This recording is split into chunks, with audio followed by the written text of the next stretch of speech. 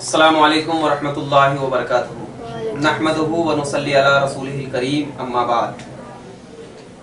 अब ये चीज बहुत देखने में आ रही है कि हम नमाज पढ़ते हैं तो नमाज के वक्त क्या है, कोई शख्स सीने पे हाथ बांधता, कोई शख्स नाप के ऊपर हाथ बांधता, कोई शख्स नाप के नीचे हाथ बांधता। तो आखिर इजमाई कौल और हदीस के मुताबिक कौन सा ज्यादा सही कौल है कि कहां पर हमें हाथ बांधना चाहिए? उस सिलसिले में बहुत सारी अहादीस करीमा मौजूद हैं। देखिए, सबसे पहले तो आपको ये बताता चलूं कि नाफ के नीचे हाथ बांधना, नाफ के नीचे हाथ बांधना ये ज्यादा हदीस से कवी रिवायत है, कभी रिवायत मौजूद है नाफ के नीचे हाथ बांधने की। जैसे आप देखिए, इमाम अहमद रिवायत करते हैं अपनी किताब अहमद बिन हम्बल, मुस्नद अहमद बिन हम्बल जिल्द 1 सफा नंबर 110 में कि हजरत अली रदी अल्लाह ताला अन्हु बयान करते हैं कि नमाज में सुन्नत यह है कि हथेलियों को हथेलियों पर नाफ के नीचे रखा जाए, हथेलियों को हथेलियों पर नाफ के नीचे रखा जाए। यह मुस्नद अहमद बिन हम्बल की हदीस जिसके रावी हजरत अली रदी अल्लाह ताला अन्हु। दूसरी रिवायत इमाम दारेकुतनी रिवायत करते हैं अपनी किताब सुनन दारेकुतनी जिल्द 1 सफा नंबर 286 में, यह भी हजरत अली से रिवायत है। क्या हजरत अली बयान करते हैं कि नमाज में सुन्नत यह है कि दायां हाथ बाएं हाथ पर नाप के नीचे रखा जाए। तीसरी रिवायत सुनन अबू दाऊद की है, वो कौन सी है? जिल्द 4 सफा नंबर 477 में अबू जुहैफा एक रावी हैं जो बयान फरमाते हैं कि हजरत अली रजी अल्लाह ताला अन्हु ने फरमाया सुन्नत यह है कि नमाज में हथेली को हथेली पर नाप के नीचे रखा जाए। ये 3 रिवायत मैंने आपके सामने पेश कर दिया।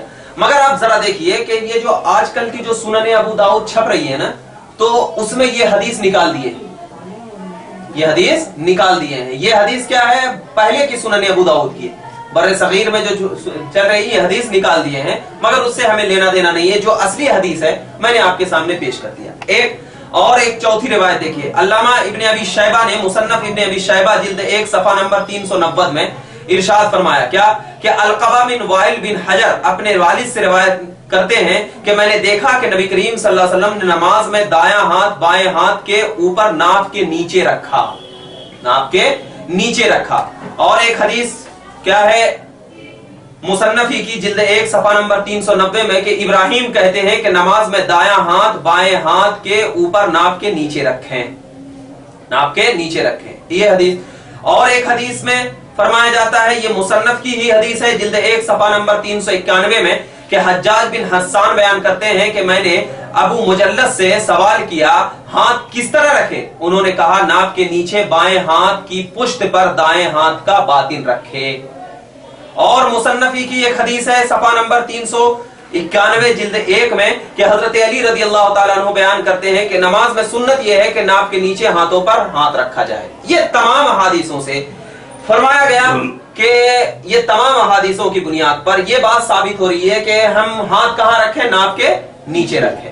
तो आपको नाप के नीचे रखना यह सहाबा किराम का अमल भी रहा है, क्योंकि हजरत अली कितने बड़े आलिम थे जिसको अल्लाह तबारक व तआला के रसूल ने फरमाया था अना मदीनतुल इल्म व अली बाबुहा, मैं इल्म का शहर हूं और अली उसके दरवाजे, मैं इल्म का शहर हूं और अली उसके दरवाजे हैं। और इन तमाम अहादीस के रावी हजरत अली हैं।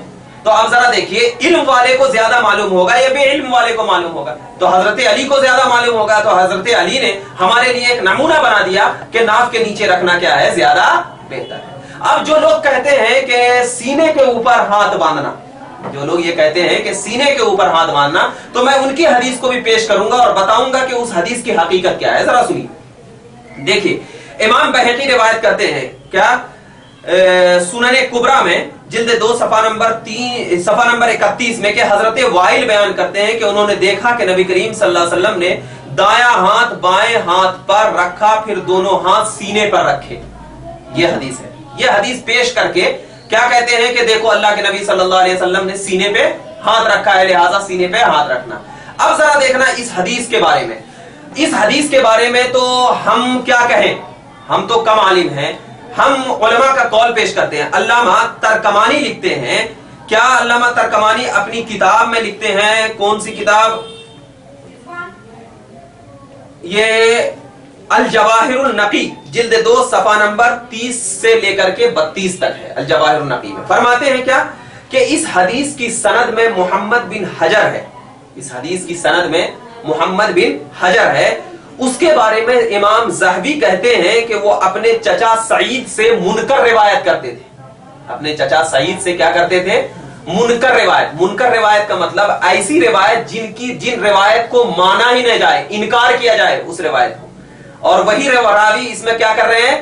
روایت کر رہے ہیں. دیکھنا، ایک راوی ام جبار ہے جو کہ غیر معروف ہے، یعنی مشہوری نہیں ہے، جو کہ مشہور نہیں ہے.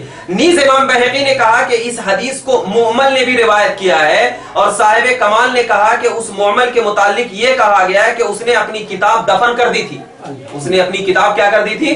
دفن کر دی تھی، اور اپنے حافظے سے یعنی اپنے ذہن سے احادیث بیان کرتا تھا. اپنے ذہن سے حدیثیں بیان کرتا تھا، اور اس سے بہت سی غلطیاں ہوئی ہے. یہ امام کون فرما رہے ہیں؟ امام بہقی فرما رہے ہیں، جو وقت کے محدث ہیں، وقت کے محدث ہیں، وہ فرما رہے ہیں بہت ہے. اور میزان میں ہے کہ امام بخاری نے کہا کہ یہ منکر الحدیث ہے. امام بخاری نے کیا فرمایا؟ یہ منکر الحدیث ہے. امام ابو حاتم نے کہا یہ کثیر الخطا ہے. امام ابو زرعہ نے کہا کہ اس حدیث میں بہت سی خطا ہے. پھر امام بہقی نے کہا کہ حضرت علی سے سینے پر ہاتھ باندھنے کی روایت کا ذکر کیا، اور کہا کہ اس حدیث کی سند اور متن میں اضطراب ہے. پھر امام بہقی نے کہا کہ روح ابن المسیب کی سند سے نقل کیا ہے، اور کہا کہ حضرت ابن عباس نے سینے پر ہاتھ باندھنے اور اس روح کے متعلق ابن عدی نے کہا کہ یہ ثابت اور یزید قاشی سے غیر محفوظ احادیث ہے. غیر محفوظ احادیث ہے، بہت ساری ہے. یعنی مطلب یہ ہے کہ یہ تمام چیز کو اگر جوڑا جائے اور جتنی بھی سینے پر باندھنے والی احادیث کا تزکیہ کیا جائے، وہ تمام کی تمام احادیثیں ضعیف ہیں. وہ تمام کی تمام احادیثیں کیا ہے؟ ضعیف ہیں. اور ضعیف تمام علماء کرام، خود ابن تیمیہ کا بھی یہ عقیدہ ہے، تمام علماء کرام نے کہا ہے کہ جو ضعیف حدیث ہو، اس ضعیف حدیث سے مسئلہ بنانا یہ درست نہیں. اور مسئلہ جب بنانا درست نہیں تو لہذا سینے پر ہاتھ باندھ کر کے نماز پڑھنے کا ذکر کرنا یہ ضعیف حدیث سے ثابت ہے. اور ضعیف حدیث کے مقابلے میں اگر کوئی صحیح حدیث آ جائے تو صحیح حدیث پر عمل کرنا ہے اور ضعیف حدیث کو چھوڑ دینا ہے. اور صحیح حدیث ہم نے آپ کے سامنے پیش کر دیا حضرت علی کی، جو میں آپ کے سامنے ناف کے نیچے ہاتھ باندھنا ہے. تو لہٰذا اسی بنیاد پر اہل سنت کا نظریہ یہ رہا کہ ناف کے نیچے حدیث باندھنا یہ صحیح حدیث سے ثابت ہے، اور سینے پر ہاتھ باندھنا یہ ضعیف حدیث سے ثابت ہے. لیکن پھر بھی اہل سنت کے علماء نے فرمایا کہ اگرچہ ضعیف حدیث ہو لیکن حدیث تو ہے.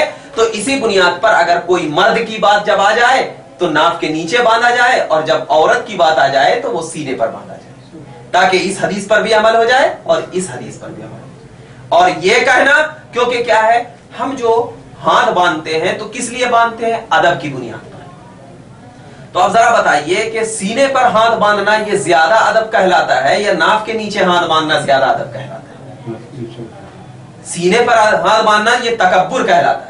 اور عورتوں کو ہم اس لیے سینے پر ہاتھ باندھنے کے لیے دیتے ہیں تاکہ وہ کیا ہے، وہ اپنی تمام اعضاء کو چھپا لے جو اعضاء کے ابھرے ہوئے ہیں. اس بنیاد پر ہم کرتے ہیں. لہذا ناف کے نیچے ہاتھ باندھنا یہ زیادہ بہتر ہے. اسی پر اہل سنت کا عمل ہے.